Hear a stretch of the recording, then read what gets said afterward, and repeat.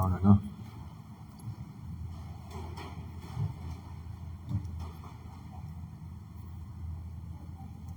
การ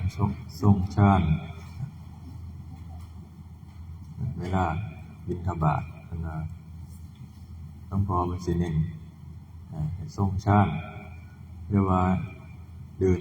ด้วยลมหายใจเรียกว่าอาการปีติที่เฮาเฮ็ดเกิดขึ้นให้เกิดขึ้นเป็นอุณาโลมหรือว่าคู่กันหรือว่าเป็นความรู้สึกตัวกับต่างๆที่เฮาอยู่ในกายเป็นความรู้สึกที่อยู่ในกายบ่ให้ออกไปบ่ให้ส่งจิตออกนอกให้คอยสังเกตอารมณ์ความรู้สึกของเจ้าของหรือว่าจับอุณาโลมเดินบิณฑบาตแปลว่าจะบ่ได้เป็นหนี้ของชาวบ้านอันนี้ก็หรือว่าก็เป็นบุญสำหรับคนที่ได้ใส่บาตรหรือว่ามาถวายทานก็เป็นบุญเหมือนกันจะได้เฮาจะบ่ได้เป็นหนี้ของชาวบ้านเหมือนกับพระสุภูติเถระในตำราว่าในสมัยเพิ่นเป็นผู้อยู่โดยปราศจากโทษเป็นผู้มีความสงบอยู่ในความสงบอยู่ในป่าหาอยู่ในพงในป่าในมื้อหนึ่งเพิ่นได้ออกมาบิณฑบาตหรือว่าจาริกเดินมาในเมืองราชคฤห์แล้วก็ได้มาพ้อพระเจ้าพิมพิสารพระเจ้าพิมพิสารเห็นแล้วเกิดความเลื่อมใสเลยนิมนต์ให้พักในบริเวณเมืองนั้นพอพักแล้วแต่ว่าพระเจ้าพิมพิสารนั่นก็มีกิจที่ต้องไปทำตัวอะไรก็นิมนต์ให้เพิ่นพักแค่อยู่หั่นพอเพิ่นพักแล้วเพิ่นบ่มีที่อยู่บ่มีกุฏิบ่มีที่อยู่อาศัยฝนในเมืองนั้นก็เลยเกิดบ่ตกขึ้นมาเป็นเวลานานพอฝนบ่ตกชาวบ้านก็เดือดร้อนก็เลยได้ไปนิมนต์ก็เลยได้ไปทรงเป็นพวกข่าวนี่ล่ะไปหาพระเจ้าพิมพิสารพอได้รับข่าวพอได้อ่านข่าวแล้วก็เลยเกิด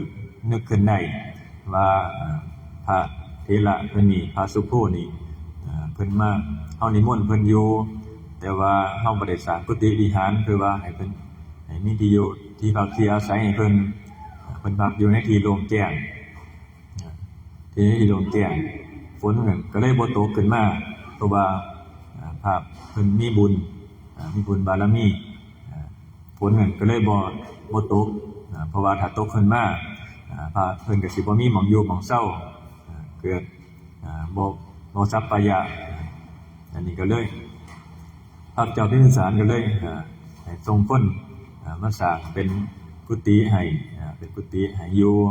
เป็นที่มุ่งบังไว้พอเพิ่นสร้างแล้วก็ได้เกิดขึ้นเพิ่นก็ได้อยู่ทำความเพียรมีจิตตั้งมั่นเกิดความสงบ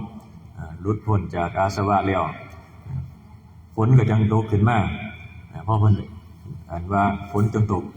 ลงมาเพิ่นเว้าเพราะว่าเพิ่นก็เว้าขึ้นลำเพิ่งขึ้นว่ากุฏิเฮาก็มีแล้วที่มุ่งบังเฮาก็มีแล้วจิตเฮาก็ตั้งมั่นแล้วหลุดพ้นจากอาสวะแล้วเฮาปราลบความเพียรทำความเพียรอ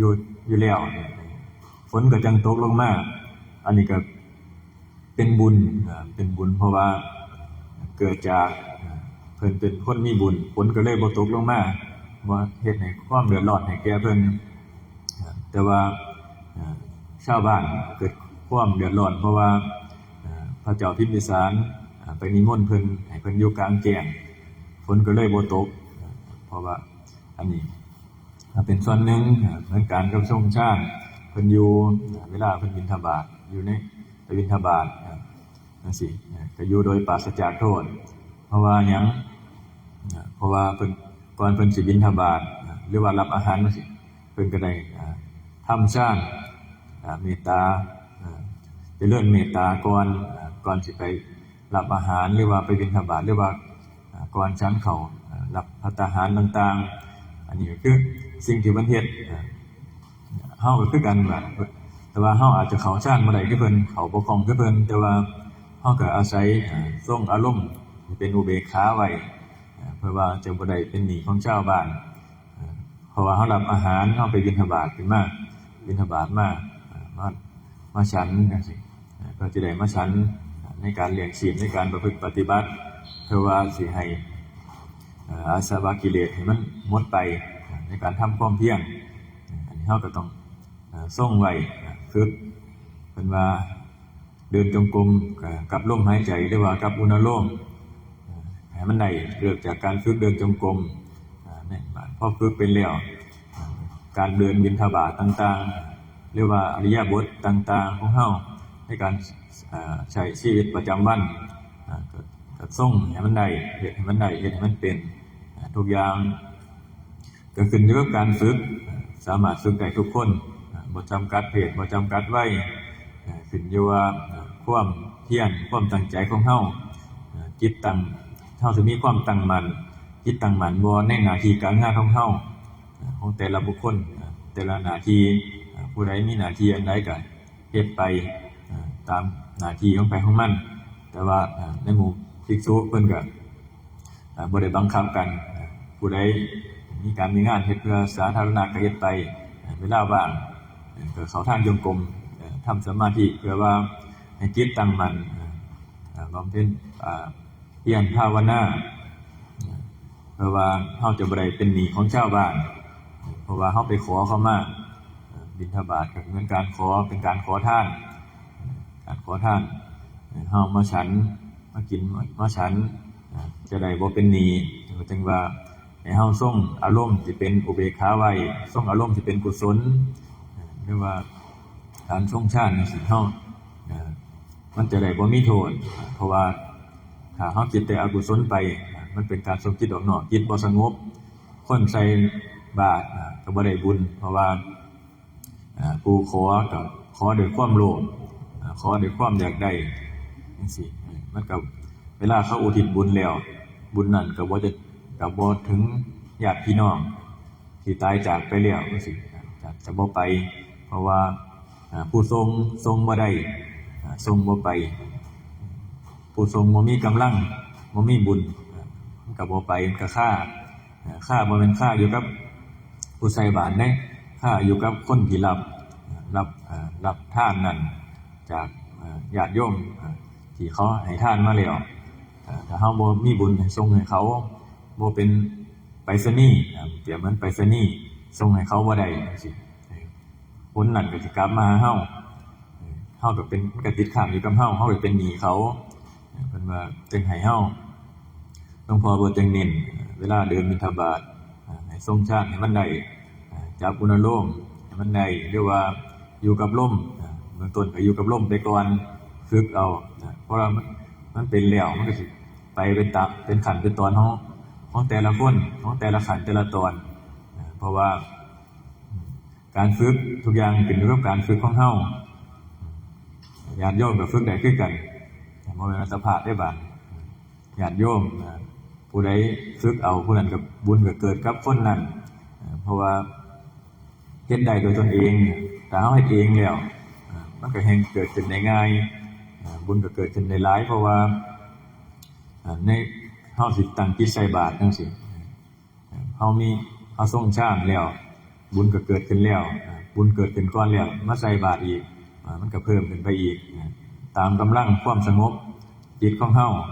ให้ท่านด้วยความบ่หวังผลว่าสิได้มีสิ่งตอบแทนกลับคืนมาบ่ได้มีจิตผูกพันในผลแห่งทานว่าเฮาให้ทานแล้วเพิ่นสิเอาไปเฮ็ดดีหรือบ่ดีเพิ่นสิสันให้หรือบ่สันอันนี้ก็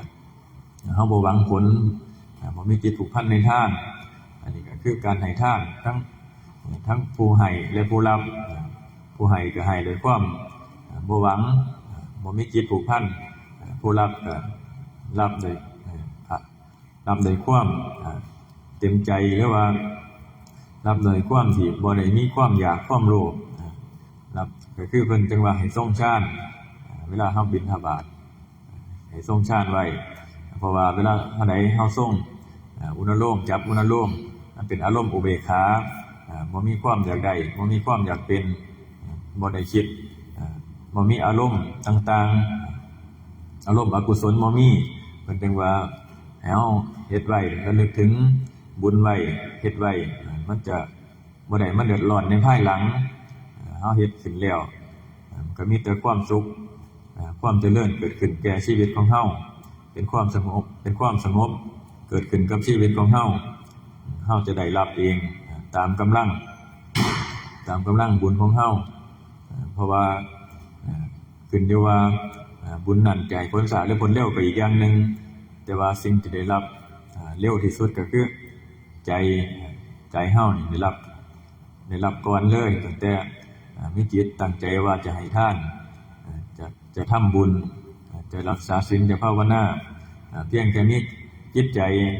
อยากจะทำอยากจะลงมือทำมีความพอใจฉันทะพอใจในสิ่งที่ทำอันนี้ก็เกิดความสงบขึ้นในตอนนั้นเลยบ่ได้รอว่าผลทานเฮาไปแล้วเฮาสิได้กลับแบบใดจะมีอานิสงส์จังซั่นจังซี่บ่อันนี้ตัวนี้บ่ได้รอก็คือเกิดขึ้นในตอนนั้นเลยอันนี้ก็คือความสงบหรือว่าบุญก็คือความสงบเย็นของใจเฮาบ่เกิดความเร่าร้อนอันนี้ก็คือบุญเอานี่ละ